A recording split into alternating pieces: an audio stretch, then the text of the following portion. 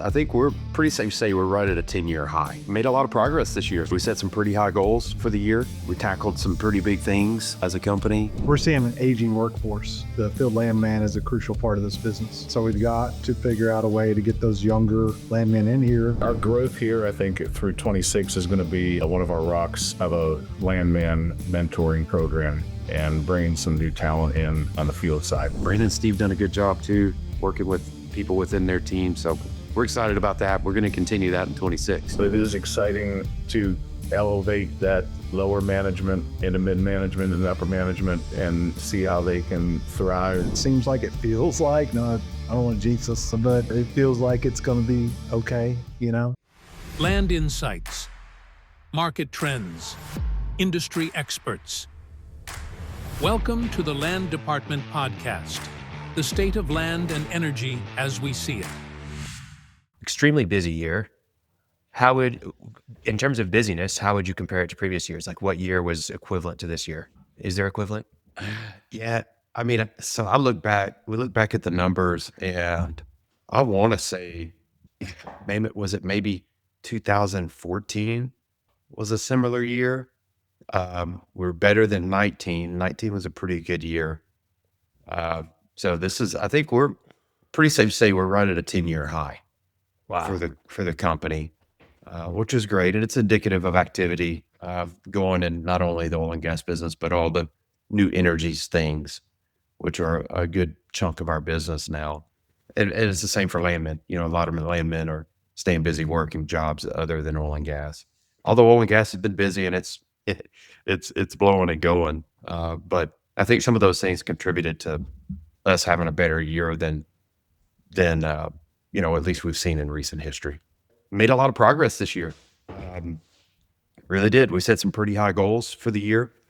We tackled some pretty big things as a company, hired a lot of new people into the organization, which was a big plan of ours. We really decided last year that we can't continue and can't grow the business and scale the business the way we want to. And frankly, just be able to service all our clients in the way that we feel like we need to with the resources we had. And we've got a lot of great people and have had a lot of great key people in the company, but this year we made some great additions. And we're starting to see that come to life. It's an investment in time and energy when you bring someone in, but, getting those people in, and now we're getting 7, 8, 9, 10 months with them doing the job and going through all the circumstances that allow us to present coachable moments. They're really starting to hit their stride. And we're excited about that. And we still got work to do with them. They were great landmen coming in, but operating within Dudley Land Company is a different thing than maybe what they've done in the past. And I'm not saying that we're any different or better than anybody, but just every company has their way to do things. And we've got a lot of refinement and a lot of tools and resources that we apply to our business. And it's kind of the biggest learning curve. They'd be a great landman, but it takes time for them to be a great manager at Dudley. And they're starting to get there. Brandon and Steve done a good job too, working with people within their team. So we're excited about that. We're going to continue that in 26. Yeah. Steve, give us an update on your year. We got it from Brent, but what's it like in the Northeast? Northeast, luckily, it's remained steady. It was a little chaotic for a while. Beginning of the year was very heavy and went through a little downturn. And then the end of the year just kind of slammed us with some due diligence projects, which we're not used to as much up here in the North. We've been very fortunate to keep the staff we have. We haven't had as much growth internally as the rest of the offices have. So to those PA managers, if you're looking to retire at any time in the near future, please let us know as soon as possible. Not directed at anybody in particular. No one in particular. Our growth here, I think through 26 is going to be one of our rocks of a landman mentoring program and bringing some new talent in on the field side. And the other big thing from the Northeast is we started at Between Two Derricks, which has become an instant cult classic. My favorite thing about 2025. Oh, wow. Yeah. For years, people always knew we were idiots. But now we've documented it for the world to see. Yes. And we're pretty proud of that. Well, that's one of the big rocks for next year is more between two derricks. Feed the colt. Correct. Yeah. Keep them Yes. coming back for more. Yes. The other thing that's crazy to me is the price of gas right now. I mean, $5. It's pretty insane. Oh, baby. Wow. Come on.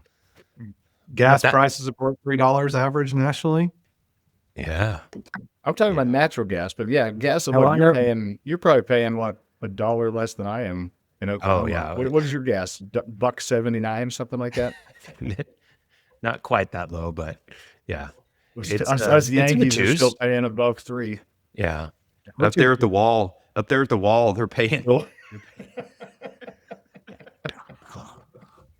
The gas is expensive up there. Yeah.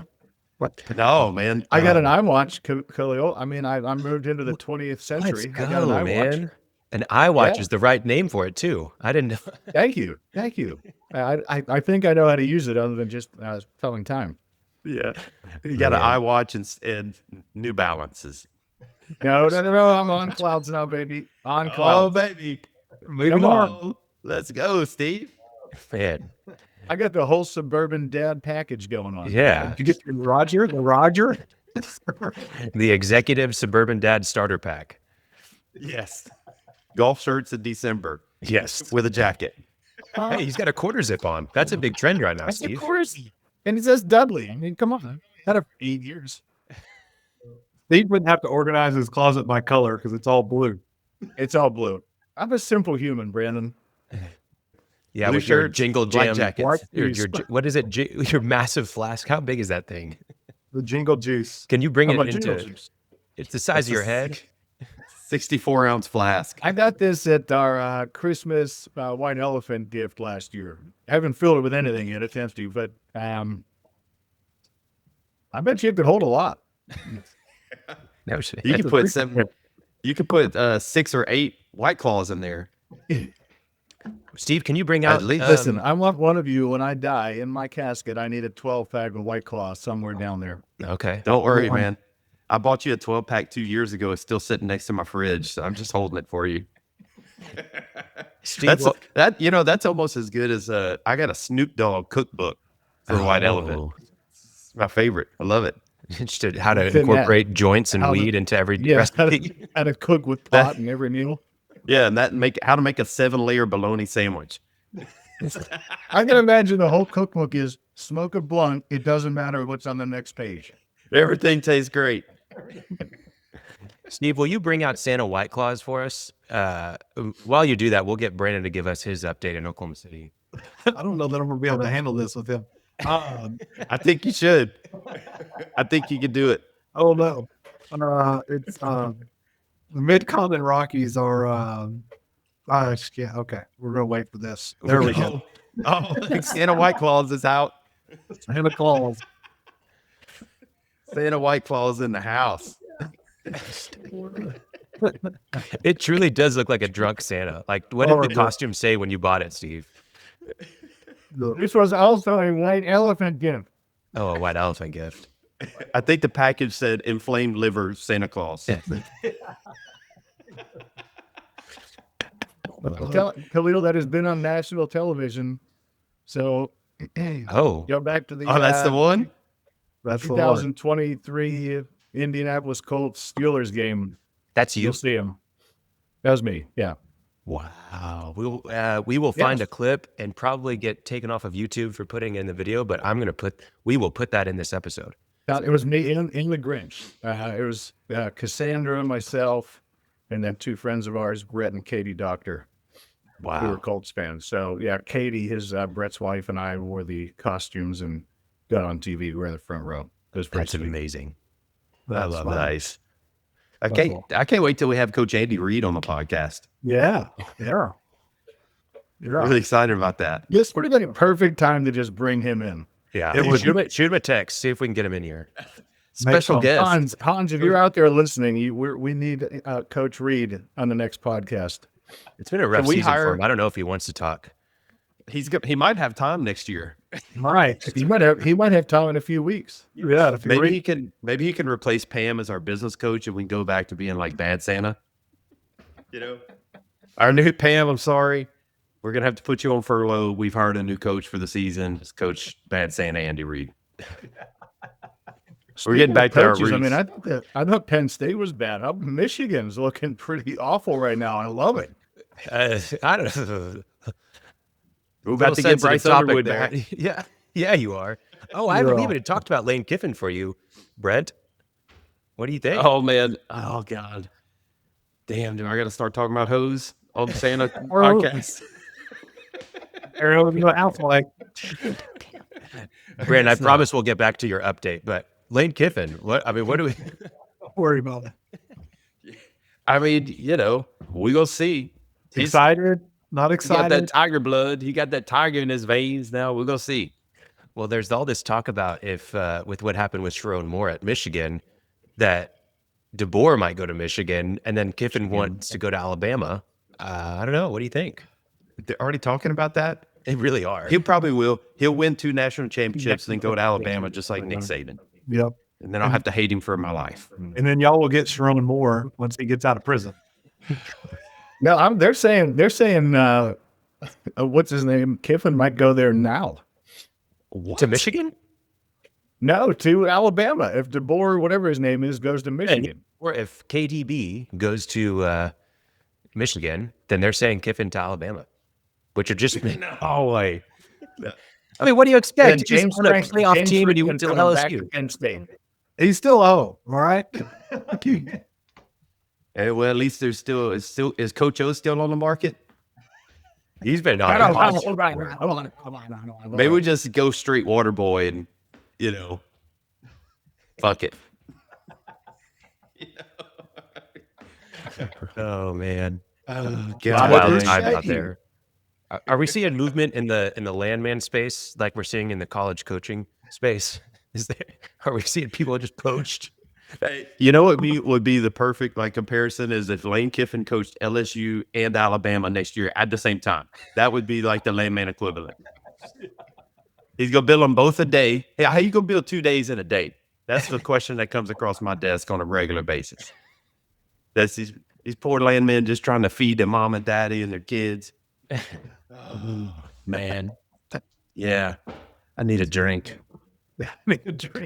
For those listening, it's 11:30 right now.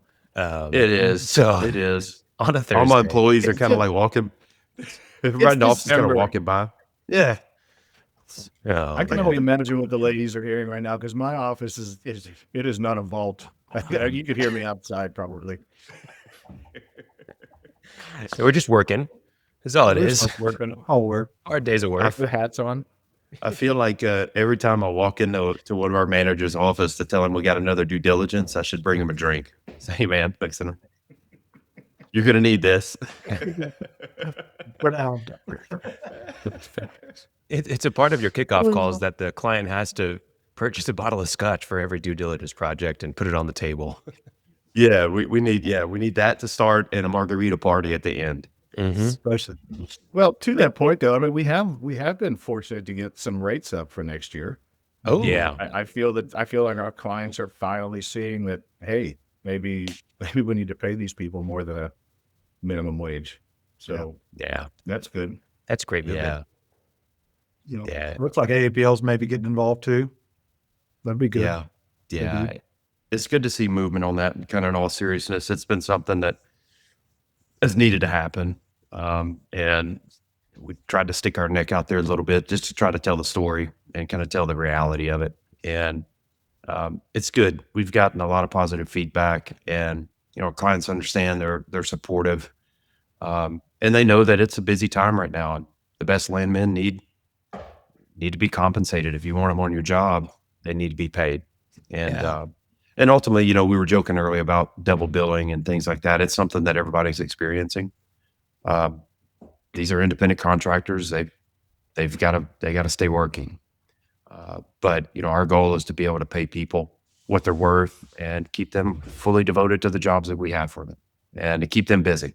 So it's been a big push of ours. To Brandon's point, AAPL seems to be at least listening now to a certain extent and getting involved. So we're excited to be involved in that movement and hopefully support them and whatever they can do to tell the story of the field landman, which is a big part of their membership base. I mean, it's over half of their membership base. I guess the fact that it's taken till 2025 for there to be an effort there, though frustrating, it's encouraging, and we're Yeah. excited, and we support the movement and the discussions and the conversation. So, So, yeah, so exciting what times is there. obviously we've talked about this before from any of you. What is been the catalyst? Is it individual conversations? Are people coming forward and saying, "Hey, we need more people if we can pay more"? Like, is it a supply demand issue that people are finally, increasing rates? What is the catalyst right now? What's the status of it right now? Where do you think it's going to go in 2026? And what's the hope there? Well, like these guys can talk about it, but I mean, we're seeing an aging workforce, Right. and the field landman is a crucial part of this business. Yeah. We're in our mid-40s. There aren't many landmen younger than us in this business. The majority of the workforce is mid-40s and older, or 40 and older. So we've got to figure out a way to get those younger landmen in here. Otherwise, the skill set's going to be lost, and we need to pass it down. And that's what Steve brought that up earlier. It's one of our goals for 2026. We're going to try to start bringing more young landmen. I think everybody's seeing it. Like AAPL's seeing it. All right, the future of AAPL is even at stake. Where's our membership going to come from? It can't just rely on in-house landmen, which is a big part of their membership. But the other, as Brent said, other half is field landmen. And it's companies like us that make our landmen become AAPL members to be held by the code of ethics to do that. So I think it's got to be a joint effort, and we've got to continue.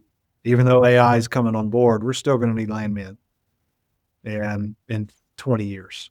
Yeah. So I think that's probably the catalyst. Truthfully, the aging workforce. Yeah. The cycle has gone a lot quicker than I thought it would, right? When we started, and it was us and the old guys, Yeah. and then all of a sudden we're here as the old guys, and you throw a few downturns in there, you throw COVID in, you throw everything going remote. Training a new workforce isn't the same as it used to be, and that's where we have to get our heads around, and how we do this mostly remotely and strategically, so we can get the right people in the right seats.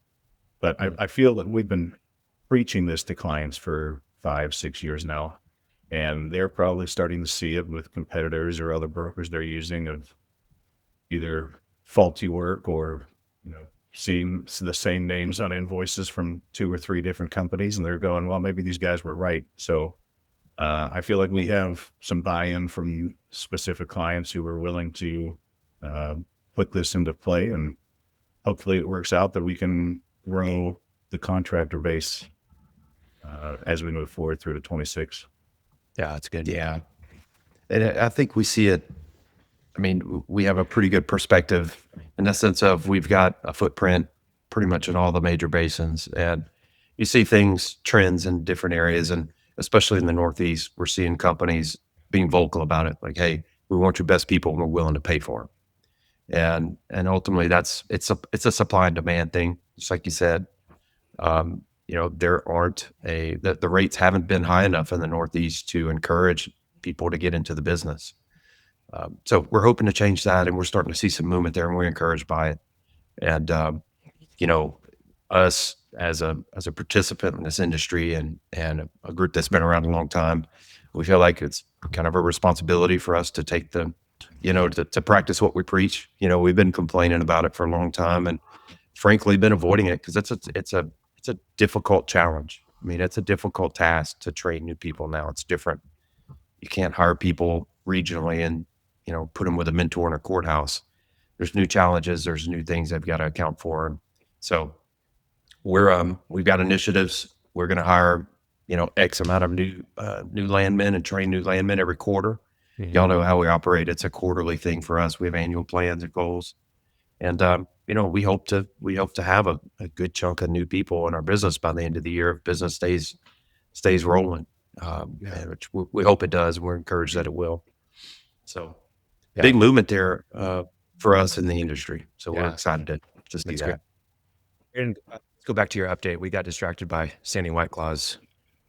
That's fine.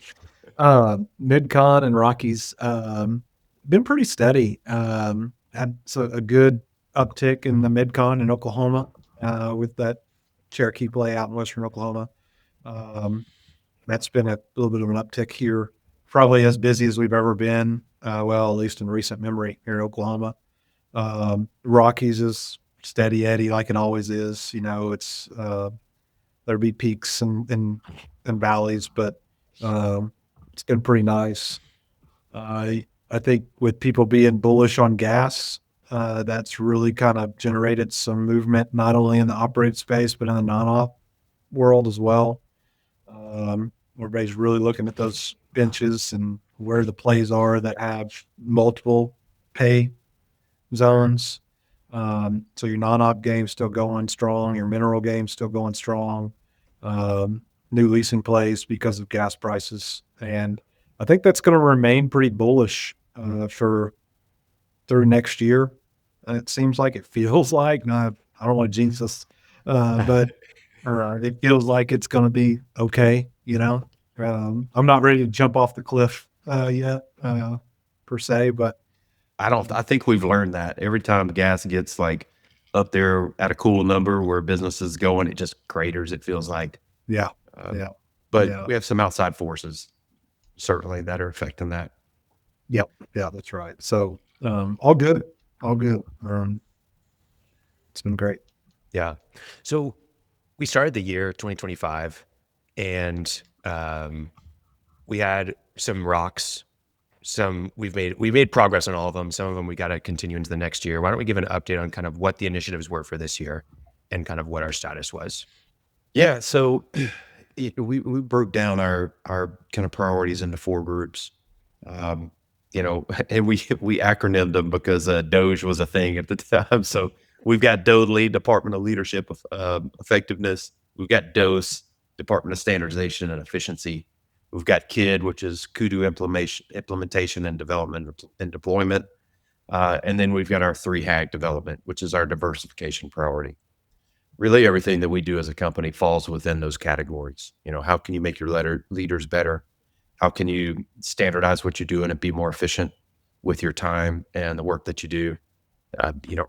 What systems do you have in place to help that standardization and help that process and help that quality control? And then how are you going to diversify yourself and position yourself for tomorrow? So we accomplished a lot. I mean, we bit off a lot. I put a reminder for 2026 Q1 is to not plan too much, because you can tend to overload your plate. And we did that. We ebbed and flowed, but made a lot of big improvements. Again, the leadership effectiveness was about hiring and bringing in people into our company, leaders, the leaders of tomorrow into our company. And promoting, right? And promoting, yeah. It's all about leadership pipeline. Right. So promoted some people, brought in people into our team. We stood up our in-house services group. Our renewables team is growing and really getting better every day. We've promoted people through that pipeline as well. So good movement there. Standardization and efficiency. Brandon really, really dove into that and owned that. That dealt with conversions and cloud storage and just toolkits and, how do we do due diligence? How do we set up a project? Those basic repeatable things that really just need documenting. Yeah. If you're going to grow and operate across the country and stand by the promise that, hey, if you hire Dudley in Texas to run a job and then you hire Dudley in the Rockies to run a job for you, you're going to have the same experience, the same product, the same deliverables. Well, that requires work. And Brandon and his team and the whole DOSE team did a great job with that. And so we put a lot of focus on that. Programming on our KID priority was a big deal. I mean, we've talked about the programming we're doing with our land system. We're in a great place, and 2026 is going to be a big year for us. We're going to start licensing that product. Yeah. We want to get it out there to the market. We think we built a system that's built on the backs of land work and landmen. The work that we do, the needs that we have, the nuance that you see across the country, different basins. We've addressed all that because we live it and we work it. and systems are at the core of our business. And so we're ready and really excited to start to bring that product to the market and offer it out there to the landman community and the oil and gas community to hopefully be a solution, maybe a less annoying land system for them, and be at a price point that makes sense.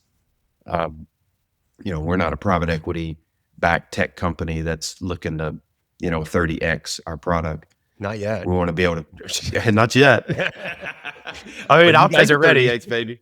Yeah, I'll take a 30x. That'd be awesome. But The goal with our system development was to build a product that we can build our company on for the next 10, 15, 20 years. And if we build that product and it works for us, then it'll work for other people. And what the market perceives its value to be is what they'll perceive it to be. And we think it's a valuable product, and we're going to continue to develop, and excited about that. yeah, And in 3HAG development, it was all about strategic partnerships, our in-house services group, all those things that kind of help position us to capitalize on opportunities to provide additional services to our existing clients, to make us a viable solution for new clients. So all those things went well. We put a lot of work into them, and 2026 is going to continue on that path in a few different ways. So yeah. excited about all that.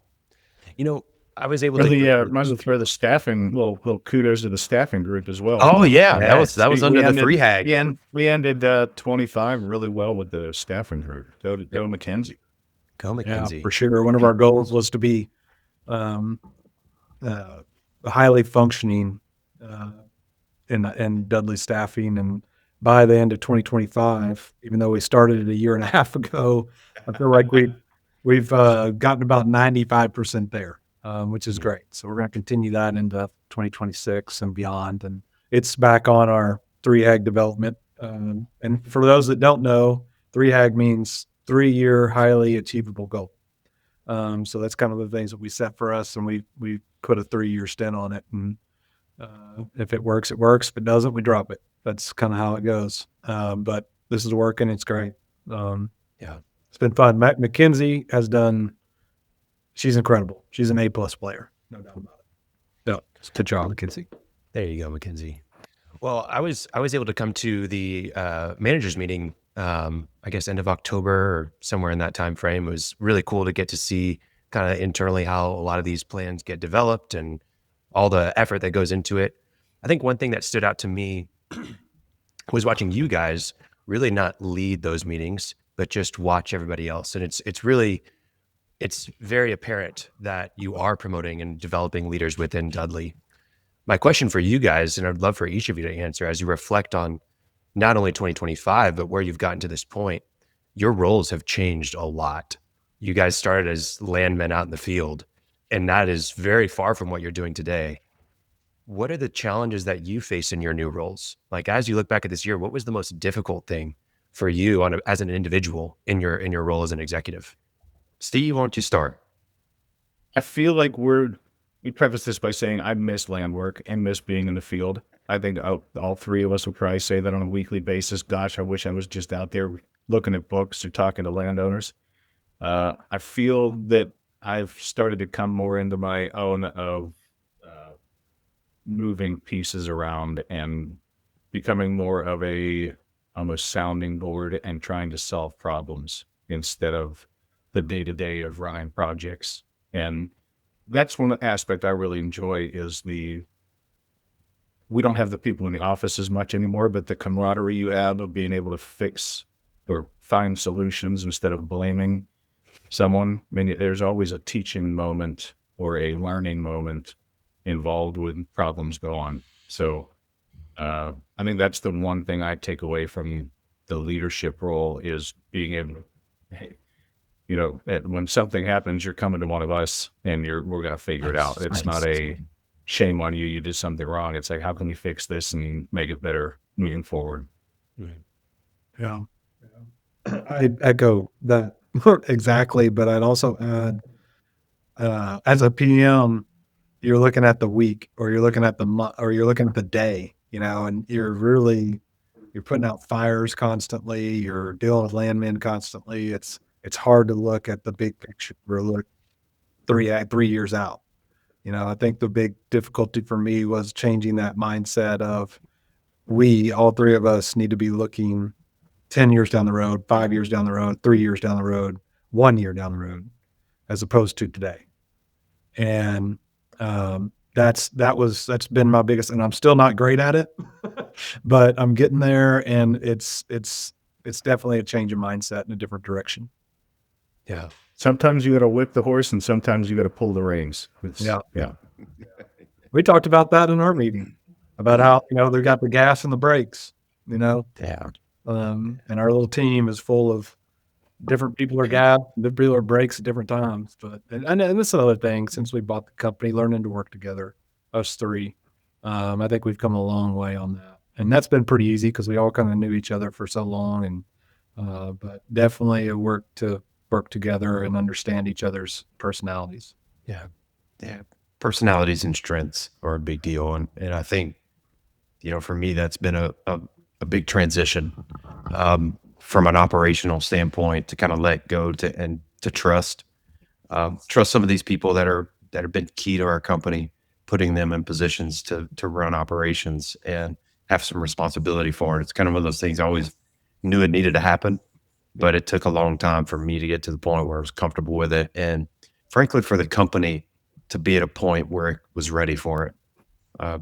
Battlefield promotions happen, but boy, it's better when you can plan it and be deliberate about what you're doing.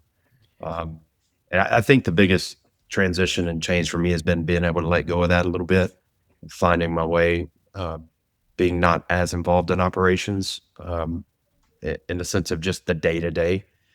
To Steve and Brandon's point, we're here to help facilitate and solve problems. Make sure our clients have an open line of communication with us so that they can convey those things outside of the day to day with their project manager in a way that's healthy and comes at it from a sense of, hey, we're here to address problems and fix things. We need to address these problems and fix things before it's a big problem, right? And making sure that our clients understand and know that that's our role now and that's what we're here to do. It's been a big, transition for me. Another thing is communication. We all grew up, as professionally, I guess we grew up within this company for the last 20 years. And one thing we didn't have was that communication. At the bottom level, you really didn't know where we were headed or what we were doing. We were just existing. And one thing that we've really tried to work hard, and I've tried to work hard at, is being a better communicator. We're like, hey, this is what's in front of us. This is where we're going. This is where this ship is sailing. How do you fit into this? And really making sure that everybody from the billing clerk to the area land manager understands their contribution to the process, and that we can't get where we want to go without everybody contributing in their way. Yeah. And so I've taken a lot of joy in that, really trying to put a spotlight on the value of different people within our organization and trying to help frame this company and set the company up to be something different than just, a company that's here to make a dollar or show up and, make some money off of one project. We want to be a long, enduring company and kind of continue on with the legacy that Dudley Land has had. And, we're trying to do that. And so that's been a big thing for me. I'm not great at it yet. I still dread the monthly update. And I'm usually, I'm 6 days behind on our monthly update right now, actually. So, but It's been fun. It's been fun watching the young. We talked about bringing the younger generation into our leadership team. It's been fun watching them succeed. It's as like a parent almost. It's been fun watching them have some failures and how they learn from them and what they do to change their processes. I mean, so you almost got to let them go and go out into the wilderness for a while and see what happens. But I think we've got a really, really good future of Dudley Land with the folks we brought in this year. yeah, we've gone from being landmen to land daddies. Land daddies. What's Natalie call us? My three dads. Or what? Yeah.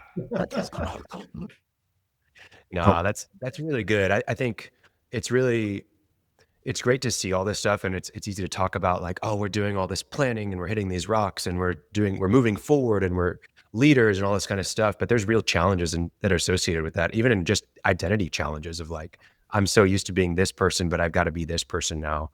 And I think that it's good to see that from an outside perspective of like, wow, you guys are like growing a lot as individuals too, not just as a company. And it is hard to move out from like, hey, we're focused on this week, and now I've got to be thinking 3 years, 5 years, 10 years down the road. And then I have to get other people to join me on that journey and communicate that. So I appreciate you guys sharing that. I think it's good for everybody to hear that we're not perfect and we're just trying to figure it out as we go. And yeah, really cool. So I think the big thing, I think people just, you can talk about leadership and all these things, and we're pretty vocal about that, but it's because we give it attention, and it's really about action. People will respond if they see that you're engaged and you're taking actionable steps to make the company better and provide them with a future. Yeah, and that's really what it's all about. For sure. For sure. Well, as we jump into 2026, what's most exciting to you guys? Obviously, we've got like big plans, all this kind of stuff, but what's exciting most to each of you? I'm excited to see where Dudley Staffing and in-house services goes. Yeah. Those are kind of the new cars in the garage right now. Yeah. And it's going to be really interesting to see that. I also very excited about kind of, I don't know if it's a renewed focus on right-of-way work, but some focus on that and where we're going to go with that. It's great. Yeah, I'll kind of echo what Brandon.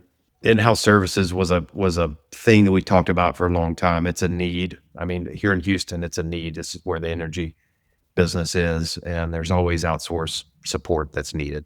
Mm-hmm. We've got the right people in that shop with Mike Gibson, Natalie, and Kelly Quarring. So I'm excited for that growth. That was a new thing for Dudley Land. And we're seeing great momentum there, and we've got the right team there. So I'm really excited for that effort. Kudu, our programming, is a big thing for me. It's kind of taken up my life for the last 5 years, it feels like. But I'm excited about our systems. We put a lot of work into it. We're constantly working to improve it, and we're excited. We've seen a year of that product in-house and the work that we've done to improve it and refine it within Dudley. I'm excited to be able to get that out there to the industry. We're proud of it. We think we have a good product, and we think there's a space for it. So I'm excited for the work that we're going to continue to do within that on the programming side of things. And then hopefully by the end of the year, being able to get to the point where it's available to the industry so that we can share what we've built. So really excited about that. Other thing I'm always excited about is, bringing new people into our company. Yeah. Leadership development is a big deal. So we're excited I'm excited for trainees. I'm excited to bring some more leaders, entry-level leaders into our business so that we can start to cultivate them and show them the way that we do things here at Dudley and see them thrive in that. That's, at this point, it's kind of the most rewarding part of it. Projects and getting work and things like that. That's great. I mean, that's what it's all about.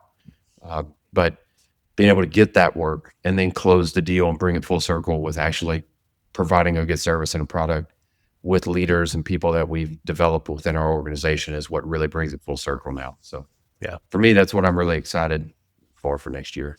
Yeah.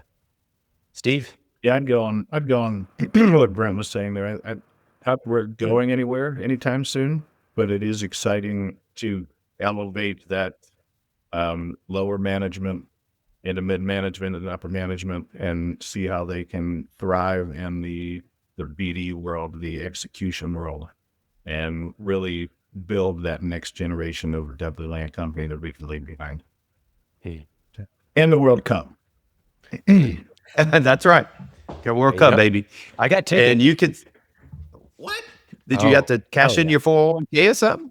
I had to buy $450 tickets blindly, match 47, match 53, and I ended up drawing like Japan and whoever wins the Kosovo playoff with so and then, but I got Argentina, Austria, so I have a Messi game, and then I got Portugal, Nice. and then another playoff team. So I have Cristiano Ronaldo and Messi games, one in Houston, one in Dallas. So Nice. yeah. So how many All I'm did you get? saying is I pull out my Croatian scarf for once every 4 years, and There I you can't go. wait to wear that all summer long. Oh man, It's amazing. Yeah, That's great. well, I don't have a dog in that fight. I guess I waited too late. You 'Cause rest they don't. Today's the draw. Today's the draw. They're doing, that was a pre-sale draw that I did. Today's the draw where you can go buy tickets. So today's the day. Today's the day, the 11th. Now let me All right. let me preface this. I would never ever go watch a soccer match Why not? ever. It's the most boring thing on earth. That's not. Not in Okay, I don't know person. about that. Not Listen, in man, person. that's Okay. I'm not gonna go with you on that one. That's a little that's excessive, Steve Carr. I'm just, It's the Gosh Dang I'm World just Cup. saying. I say I didn't have I'll a dog watch in it the during fight. the World Cup, but I don't know if I would go in person to a soccer match. That's what it is, a match. Steve, right? I'd love to take you to a WNBA game sometime. Yeah, and then we'll say, okay, is the World Cup or is this game? Soccer looks WNBA? great. Soccer looks great. Listen, here's what I'm gonna do. I'm gonna get us 4 tickets. All right, There we we're go. gonna go shirtless as Andy Reid. All right, The popcorn box. and we're gonna get on Telemundo or something. It's gonna There be we great. go. I can't wait. That's great. Kosovo TV. Yeah, exactly. Yeah. So let's talk about like what we think the business is gonna be like next year. Yeah, we're at this meeting this time next year. What are we talking about? Lane Kiffin is going to be on the. He's for sure going to He's be on. coaches from Michigan or Alabama. No, he's Can I gonna be tell you, double I'm so billing. happy we didn't. I'm so happy we didn't bet this year. on our Oh, we teams. didn't. Gosh, thank God. Yeah. Penn State was that. I'm sorry, Steve. I don't know what's going on there. You guys got probably the I mean, worst. what a massive fall from grace. Who did y'all hire? Matt Campbell, Matt Oh, Campbell. Iowa State. Well, who is he? He's a at great Penn guy. State or something? He's going to be a great coach. I know it. He's famous for the press conference where he was saying he doesn't care about wins. He cares about reaching potential, which is great. It's a great hoorah coach, but For your Penn kid. State's, yeah, Penn State's something like that. So you're getting paid This is- millions of dollars. Yeah. That you have to win in to keep your job. Yeah, literally. God. But you're going to reach your Well, potential this year, Steve. You got it. That's right. That's right. You go back to Penn State 1990. Yeah. Yeah. We'll see. Yeah. I'll probably be depressed next year again. Have I another definitely will be. There's no doubt, man. It's yeah, just- I mean Did it's Arkansas like- hire? Silverfield out of Memphis. Yeah. Yeah, exactly. powerhouse. He's got potential. He's got potential. 4-8. 4-8. We got a basketball team though. I don't know if y'all knew We that. do have a basketball team. Basketball team. So Yeah.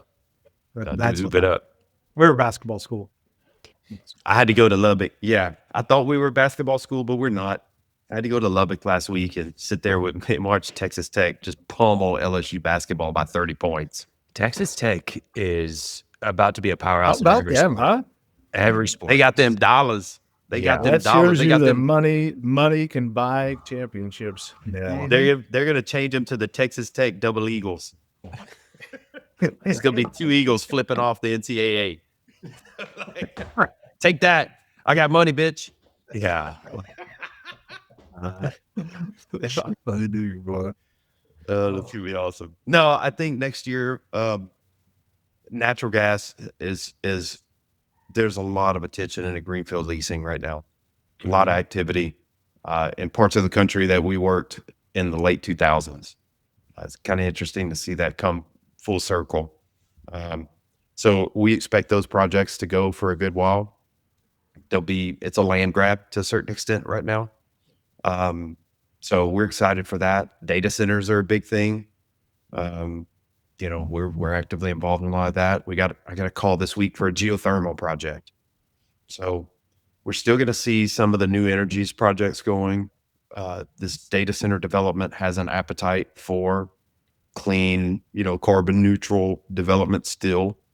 So there's some CCS work potentially to come offsetting these projects as they move a little bit further down the development pipeline. So those projects aren't going to be as aggressive as we saw a couple, 2-3 years ago, but I think there's still going to be some of that work. Solar, the wind's pretty much dead, but I think we'll still see some solar work. We're still going to see some battery storage work. Those players that are relevant in that game will be there. But I think a big difference for us next year is going to be the right-of-way side of things. We're starting to see more movement there with natural gas projects and the kind of the outlook 5 years from now on the need for natural gas. You got to pipe that, right? So we're putting RFPs together on, gas pipelines, gathering systems, water pipelines. There's still a lot of activity. Our CO2 pipelines are still a point of discussion, and we're going to have some opportunities to build some of those projects and be a part of those projects next year. And I'm really excited about that. That's something that we've always done, and we've done a good job at it, but it's kind of been like something we do when people call.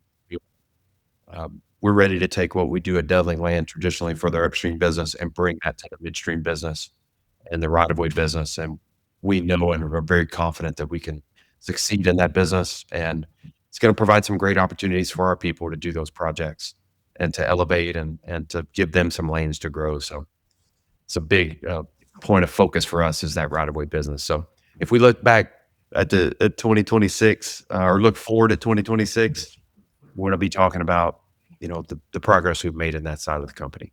Yeah. Excited for that. Yeah, what's been funny to see over the past few years of pivoting into more renewables work is how anti us they were 3 years ago. And now, with the big, beautiful bill and everything, you see some foreign investment going away. The majors are sticking around, but now everyone's going towards data centers and gas and electricity. So I think that it's like all coming together, and we could be the conduit for it. So that's been fun to watch how we've gone from the enemy to now we need you. Which, to Brent's point, gives our landmen opportunities to get into different sectors. But it's all land work, and how we can mesh that together is really, I think, how we're going to succeed. Yeah, that's great. Well, guys, this has been fun. Good end of the year. Happy New Year to all the listeners, all 17 of you. And, thanks, Mom, for watching and subscribing. And Uncle Joe. Merry Christmas. I'm so excited to see some of these serious clips of like 30 seconds of serious conversation with a Santa hat on and a reindeer antlers on all over LinkedIn. It's going to be fun. Yeah. The white collar. We didn't talk about Dudley Mifflin. How that's going. We got to save that. Okay. Big news on the Dudley Mifflin side of things. Press release coming shortly. Yeah. So that'll be out there soon. But Merry Christmas to you guys and your families. Happy New Year. And excited for 2026. Merry Christmas. Let's Merry go. Christmas. See you, everybody. Enjoyed today's topic? Follow us on Spotify, Apple Podcasts, and YouTube. Learn more at dudley-land.com. See you next episode.